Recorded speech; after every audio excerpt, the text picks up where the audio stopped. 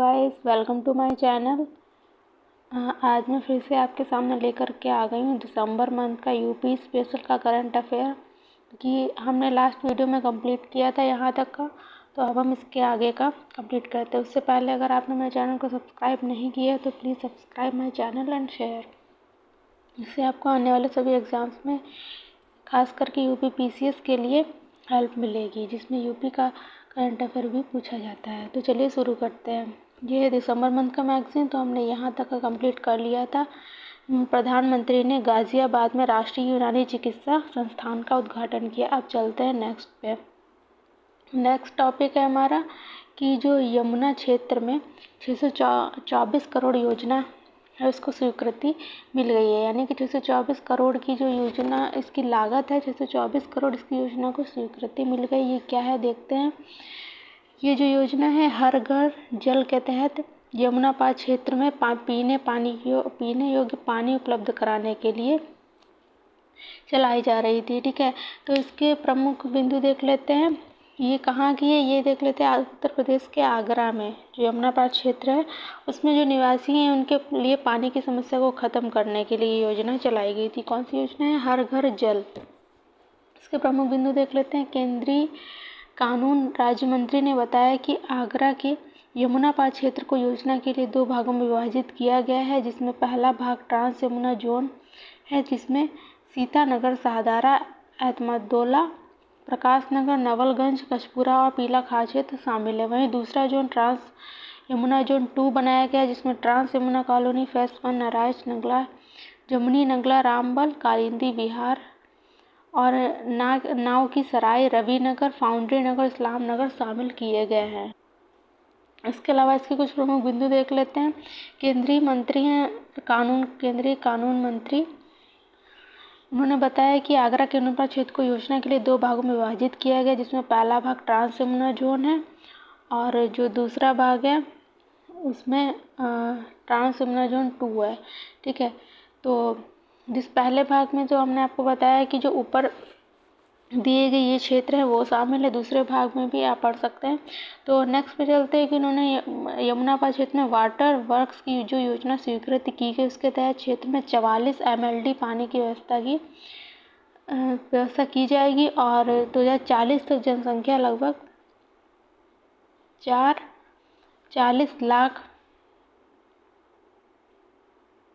40 लाख हुई तो पानी की मांग 73 MLD होगी। वहीं अगर 2055 तक 60 लाख हुई तो पानी की मांग 107 MLD हो जाएगी। बढ़ती हुई जनसंख्या को देखते हुए इस योजना को तैयार किया गया है, जिससे भविष्य में वाटर वर्क्स की 80 MLD की जो क्षमता है उसको बढ़ाया जा सके। इसके नेक्स्ट है कि जो लास्ट पॉइंट हम देख लेते हैं इसमें, इस योजना से आत्मादुपुर विधानसभा क्षेत्र के लगभग 30 लाख परिवारों को फ़ायदा होना निश्चित है। और इस वाटर वर्क्स के अंतर्गत 3 जलाशय, 14 नए ओवर टैंक बनाए जाएंगे और इस योजना को 2024 तक का पूरा कर लिया जाएगा। ठीक है, नेक्स्ट न्यूज़ पे हम चलते हैं, जिसमें उत्तर प्रदेश रोजगार देने में देश में अव्वल आया है। क्या बात है। तो इसमें क्या है ये न्यूज़ देखते हैं कि ग्राम विकास विभाग ने जानकारी दी गई है भाई कि महात्मा गांधी राष्ट्रीय ग्रामीण रोजगार गारंटी योजना मनरेगा में उत्तर प्रदेश ने सबसे अच्छा प्रदर्शन किया है। मानव रिसोर्स सृजन में 100 दिवस का पूर्ण रोजगार उपलब्ध कराने में उत्तर प्रदेश का प्रथम स्थान है। यानी कि जो मनरेगा हमारी योजना है उसके तहत 100 दिवस का पूर्ण रोजगार उपलब्ध कराने में उत्तर प्रदेश अव्वल रहा है, नहीं प्रथम स्थान पर है। इसके प्रमुख बिंदु देख लेते हैं। ग्राम विकास विभाग के अनुसार वित्तीय वर्ष 2022-23 के लिए रोजगार सृजन के तहत वार्षिक लक्ष्य 2600 लाख मानव दिवस के मुकाबले 65 लाख मानव दिवस सृजित किए गए। यानी कि हमारा लक्ष्य क्या था कि 2600 लाख मानव दिवस को देना रोजगार, लेकिन हमने 62 लाख मानव दिवस रोजगार सृजित किए गए। वित्तीय वर्ष 2022-23 में प्रदेश ने 7809.74 करोड़ रुपए की धनराशि व्यय की। वित्तीय वर्ष 2022-23 में प्रदेश ने 53 लाख परिवारों को रोजगार दिया है। यही नहीं, वित्तीय वर्ष 2022-23 में 2,77,878 परिवारों को 100 दिवस का पूर्ण रोजगार उपलब्ध कराया है। ठीक है। नेक्स्ट इस पे चलते हैं कि जो हमारी न्यूज़ थी कि 100 दिवस का पूर्ण रोजगार उपलब्ध कराने उत्तर प्रदेश देश में प्रथम स्थान पे है। अब नेक्स्ट पॉइंट पे चलते हैं। गौरतलब है कि मनरेगा अवसर कन्वर्जेंस के तहत 2022-23 में 97 करोड़ रुपए का वित्तीय लक्ष्य रखा गया है। मनरेगा कन्वर्जेंस के तहत श्रम, SRLM, भूगर्भ जल विभाग, लोक निर्माण विभाग, पंचायती राज, उद्यान, पड़ती भूमि विकास, बेसिक शिक्षा, पशुपालन, युवा कल्याण, रेशम, कृषि, रिमोट सेंसिंग एप्लीकेशन सेंटर, बाल विकास एवं पुष्टाहार, ग्रेटर सारदा, सहायक ग्रामीण अभियंता, डेयरी, सिंचाई, लघु सिंचाई आदि लगभग 24 से अधिक विभागों द्वारा कार्य किया जाता है। और मनरेगा के तहत जिन श्रमिकों को 90 दिन मनरेगा में कार्य किया उन्हें BOCW बोर्ड ने श्रम विभाग में पंजीकरण कराते हुए श्रम विभाग की कल्याणकारी योजनाओं से लाभान्वित किया जाएगा। नेक्स्ट न्यूज़ पर चलते हैं कि उत्तर प्रदेश में 5000 एकड़ में बनेगी नॉलेज स्मार्ट सिटी। यानी कि सैन फ्रांसिस्को में जो ऑस्टिन यूनिवर्सिटी है उसके साथ उत्तर प्रदेश के प्रतिनिधिमंडल सदस्यों ने नॉलेज स्मार्ट सिटी के लिए MOU साइन किया है। सैन फ्रांसिस्को में US बेस्ड सलोनी हार्ट फाउंडेशन, कौन सा है फाउंडेशन? सलोनी हार्ट फाउंडेशन, राज्य के वित्त मंत्री सुरेश खन्ना, औद्योगिक विकास आयुक्त अरविंद कुमार की मौजूदगी में MOU साइन किया।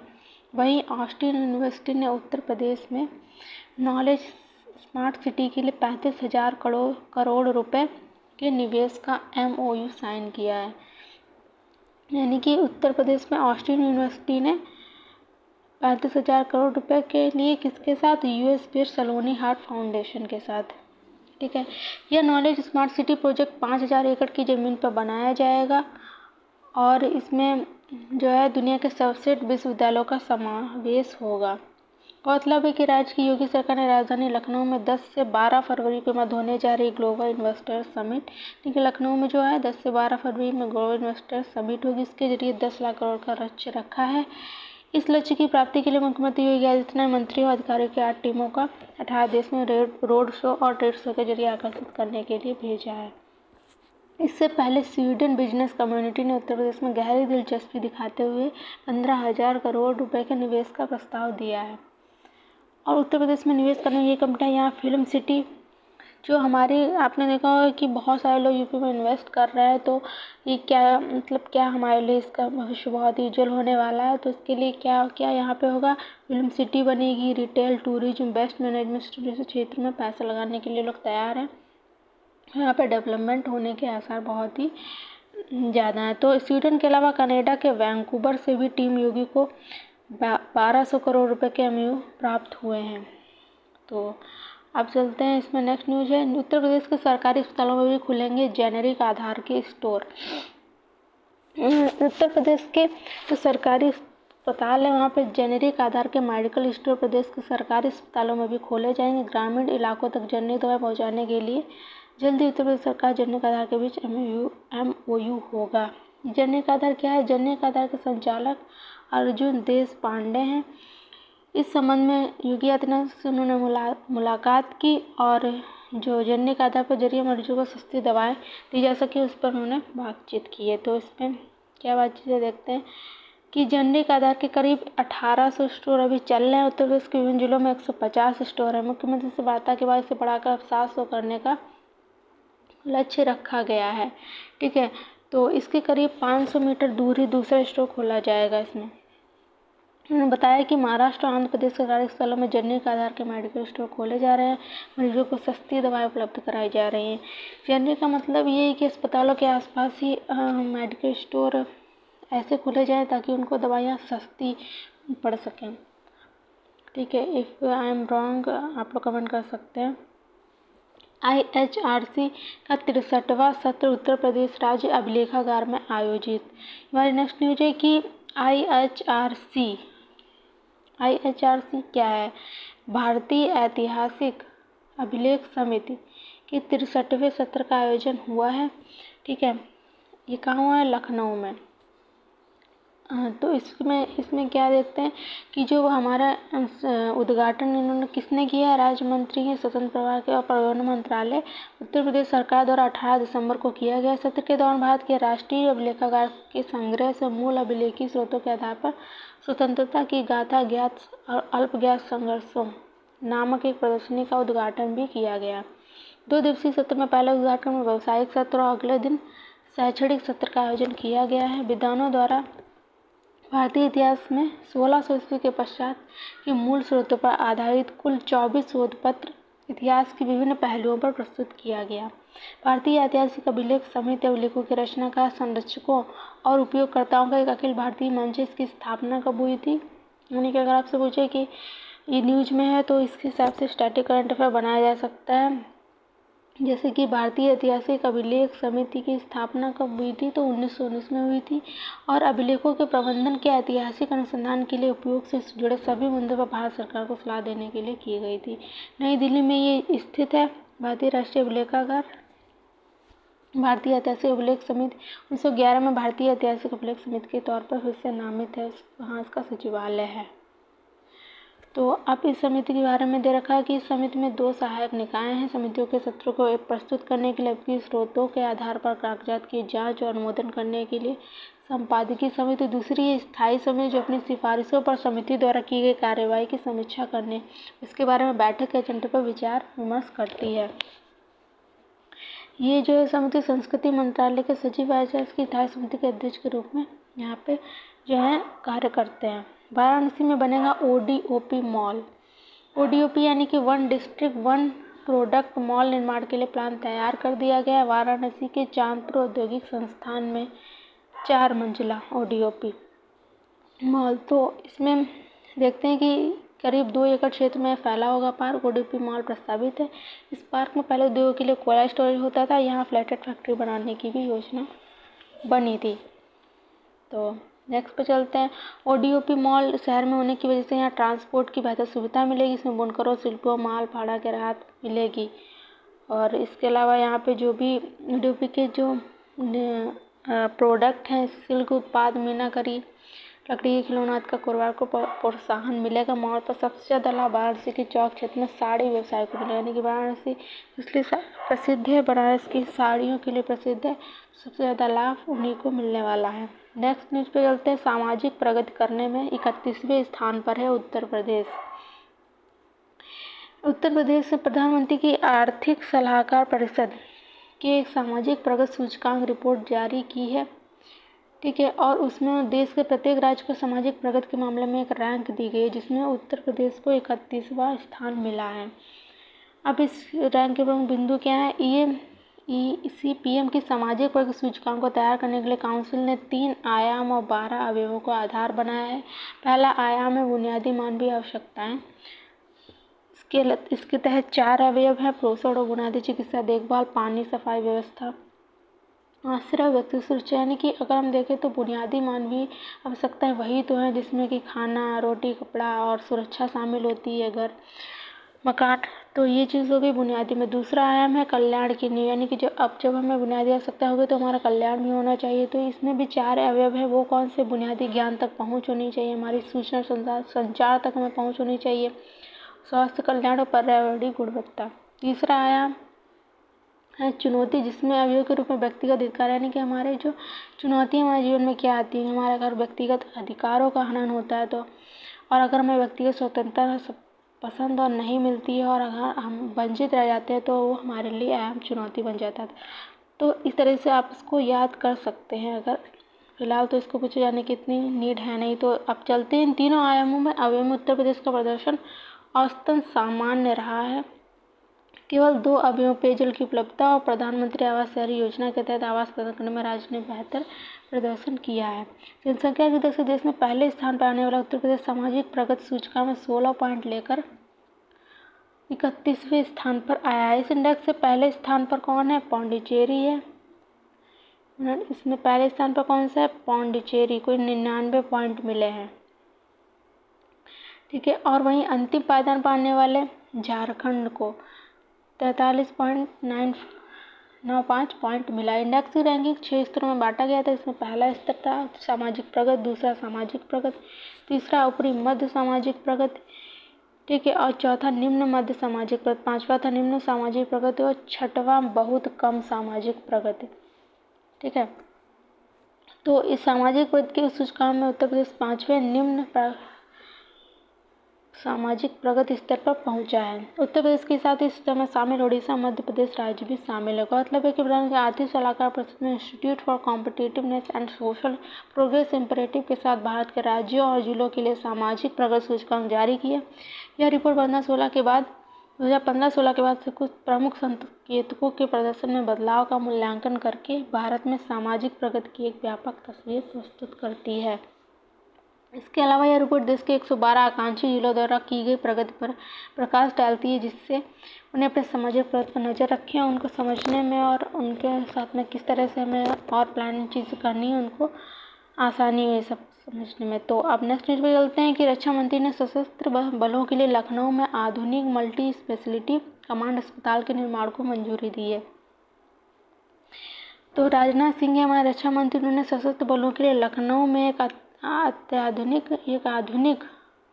मल्टी स्पेशलिटी कमांड अस्पताल के निर्माण को मंजूरी दी है। कमांड अस्पताल एक ग्रीन फील्ड बहुमंजिला अस्पताल होगा, जिसमें 780 भर्ती मरीज बेड के साथ 100 क्राइसिस एक्सपेंशन बेड के लिए तकनीकी सुविधा की व्यवस्था रहेगी, ताकि आपात स्थिति से निपटा जा सके। इसके प्रमुख बिंदु ये है कि आधुनिक मल्टी अस्पताल के निर्माण सशस्त्र बलों को मनोबल बढ़ेगा, कर्मियों को वांछित सहायता भी मिलेगी।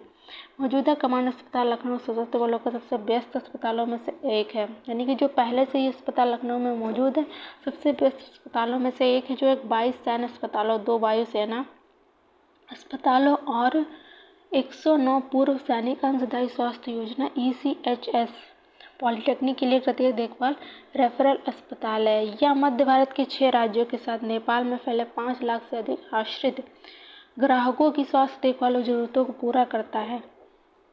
अस्पताल के जो बिस्तर हैं हमेशा 80% से अधिक भरे रहते हैं। ठीक है, जो हमारा मौजूदा अस्पताल है, इसमें मरीजों की संख्या देखते हुए रक्षा मंत्री ने 94 करोड़ रुपये की अनुमानित लागत से विशेष परियोजना को मंजूरी दी गई है। और ये कमांड अस्पताल लखनऊ की योजना देश में लागू नवीनतम इमारत कोड अस्पताल मुख्य रूप बनाई गई है। लास्ट पॉइंट इसमें देख लेते हैं कि डेटा ऊर्जा संचय पर तेजी से पहुंच के लिए भवन प्रबंधन प्रणाली के साथ साथ अस्पताल सूचना प्रणाली जैसी एकीकृत सेवाओं को भी परियोजना में शामिल किया गया। नेक्स्ट न्यूज़ पे चलते हैं कि CCRASERI यानी कि आयुर्वेद विज्ञान अनुसंधान परिषद झांसी को NABL की मान्यता। झांसी को आयुर्वेदिक अनुसंधान संस्थान की ओर से झांसी को NABL की आधिकारिक मान्यता मिल गई है। और जो जैसे कि अगर क्वेश्चन आता है कि केंद्रीय आयुर्वेदिक अनुसंधान संस्थान कहाँ है, तो आप झांसी उत्तर प्रदेश में बताएंगे। तो इसमें CCRAS आयुष मंत्रालय के प्रमुख संस्थानों में से एक है, जिसमें अत्याधुनिक गुणवत्ता नियंत्रण प्रयोगशालाएं हैं, आयुर्वेदिक फार्मेसी, सेंट्रल हर्बेरियम संग्रहालय आदि हैं इसमें। इसके अलावा केंद्रीय आयुर्वेदिक संस्थान जो नई दिल्ली है, उसको NABH की आधिकारिक मान्यता मिली है। केंद्रीय आयुर्वेदिक संस्थान नई दिल्ली NABH की आधार मान्यता प्राप्त करने वाला CRI इसके तहत पहला जो स्थान है। ठीक है, अब इसमें और कुछ ज़्यादा इम्पोर्टेंट है नहीं, तो अब नेक्स्ट न्यूज़ पे चलते हैं। देश की पहली मुस्लिम महिला फाइटर बनेंगी मिर्ज़ापुर की सानिया मिर्ज़ा, यानी कि ये काफ़ी न्यूज़ में रही थी, क्योंकि उन्होंने जो NDA की परीक्षा होती है उसको क्रैक किया है। उत्तर प्रदेश के मिर्ज़ापुर जिले की छोटे से गांव की रहने वाली हैं। NDA से उन्हें पास आउट होकर सानिया देश की पहली मुस्लिम महिला फाइटर बन सकती हैं। गौरतलब कि आपके फ्लाइंग विंग में 2 ही सीट थी। NDA में मात्र 19 पद महिलाओं के लिए आरक्षित थे और सब कुछ ठीक रहा तो NDA से पास आउट होकर सानिया देश की पहली मुस्लिम महिला फाइटर बनने का सौभाग्य प्राप्त हो जाएगा। मिर्ज़ापुर देहात कोतवाली क्षेत्र के छोटे से गाँव जसोवर के रहने वाली प्राइमरी से लेकर 10वीं कक्षा गांव के पंडित चिंतामणि दुबे इंटर कॉलेज से उन्हें पूरी की है। उत्तर प्रदेश बोर्ड की परीक्षा में जिला टॉपर भी रही हैं। इसके बाद सानिया ने शहर के गुनाना गर्ल्स इंटर कॉलेज से 12वीं की पढ़ाई पूरी की